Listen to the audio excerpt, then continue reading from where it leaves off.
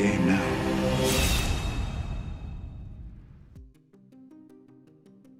For years, people kept asking the same question. Would Game of Thrones ever return to the big screen? After the television series ended, the world of Westeros continued expanding through spin-off shows. But the idea of a full cinematic story always felt like something that might eventually happen. Now it finally might. Recent reports suggest that Warner Bros. Is developing a new Game of Thrones movie, and the project already has a major name attached to it. Beau Willimon, the writer known for creating House of Cards and contributing to the Star Wars series Andor, has reportedly completed a screenplay draft for the film. That alone is enough to make fans pay attention, because if this project moves forward, it won't just revisit familiar characters from the television series. Instead, it may take us further back in Westeros history than we've ever seen before, and the specific story being discussed is one of the most important events in the entire mythology of the Seven Kingdoms, Aegon's Conquest. If you've watched Game of Thrones or House of the Dragon, you've heard this event mentioned many times, but interestingly, it has never actually been shown on screen. The conquest of Westeros by Aegon Targaryen has always existed as history within the world of the story, legends told by characters who lived centuries later, but now there's a possibility that we may finally see it happen. According to early reports, the film would explore the moment when Aegon Targaryen arrived in Westeros with 3 massive dragons and began the campaign that eventually united the Seven Kingdoms under one ruler. If that sounds familiar, it should, because nearly every major story in the Game of Thrones universe takes place after this moment. In fact, the timeline of the series is measured using a system called AC, which stands for After Conquest. That means the moment Aegon claimed the throne became the central point that defined the entire historical timeline of Westeros. House of the Dragon begins more than 100 years after that conquest. A Night of the Seven Kingdoms takes place over 200 years later, and the original Game of Thrones series begins nearly 300 years after Aegon united the kingdoms. So if this movie really focuses on the conquest itself, it would show the earliest era of Westeros we've ever seen on screen.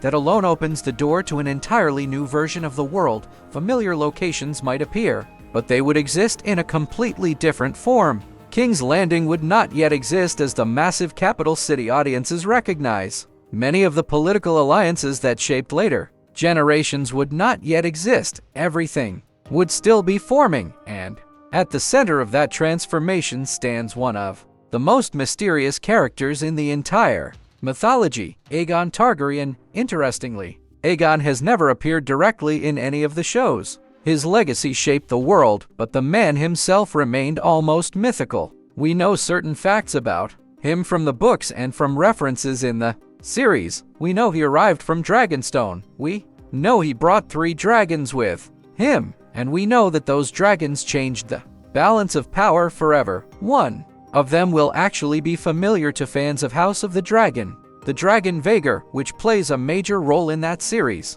originally belonged to Aegon's sister Visenya during the conquest. By the time House of the Dragon takes place, Vhagar has become extremely old, but its origins trace directly back to this earlier era, which means the new film could potentially show the dragon in its prime. But the dragons are only part of the story. The conquest itself involved a series of battles, alliances, and political maneuvers that eventually forced the kingdoms of Westeros to unite under one ruler.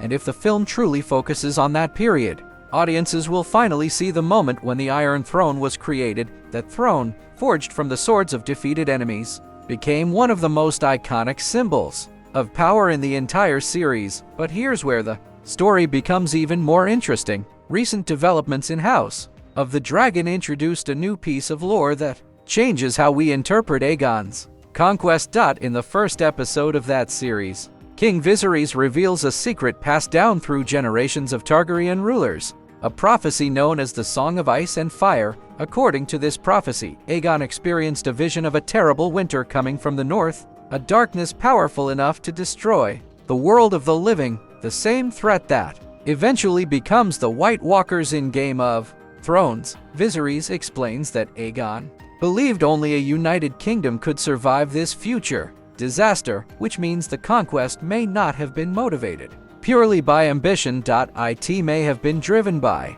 Fear of something coming from the frozen north. That revelation changes everything about how we view Aegon as a character. If the new film embraces that prophecy as a central motivation, Aegon could become a far more complex figure than simply a conqueror seeking power. Instead, he becomes a man preparing the world for a threat that hasn't arrived yet. And if you think about it, that idea connects directly to the final conflict we witnessed in Game of Thrones, the Long Night, the Night King, the battle between ice and fire. That connection creates an interesting narrative challenge for the film's writers, because if the prophecy truly guided Aegon's actions, the movie will likely need to address it directly. Otherwise, the line from House of the Dragon loses much of its meaning. In other words, the new film might not just be about dragons and warfare. It could also explore the origins of one of the most important prophecies in the entire saga. And that brings us back to the writer behind the screenplay, Beau Willimon. If you've watched House of Cards, you know Willimon understands political intrigue better than most television writers. His ability to build tension through manipulation, strategy, and shifting alliances could fit perfectly within the brutal politics of Westeros. Aegon's Conquest wasn't simply a military campaign. It was also a story about negotiation, intimidation, and carefully calculated power moves, exactly the kind of storytelling Willimon excels at. Of course, there is still one major question hanging over the project: will the movie actually happen? Warner Bros. Is currently navigating a complicated business situation involving a potential merger with Paramount's guidance. If that deal goes through, the new leadership could reevaluate projects currently in development. Some films may move forward, others might quietly disappear. However, the Game of Thrones brand remains one of the most valuable properties connected to the studio, with House of the Dragon already proving successful and A Knight of the Seven Kingdoms expanding the television side of the universe. A theatrical film could become the next logical step, especially if the combined studio intends to release a large slate of theatrical films in the coming years. From a storytelling perspective, Aegon's Conquest may actually be the perfect choice. It's one of the few major events in Westeros history that fans know about but have never seen. That mystery leaves the filmmakers with enormous creative freedom. We know the outcome of the conquest, but we know very little about the personal journey that led Aegon to make that decision. Was he truly driven by prophecy? Was he simply pursuing power? Or was it something in between?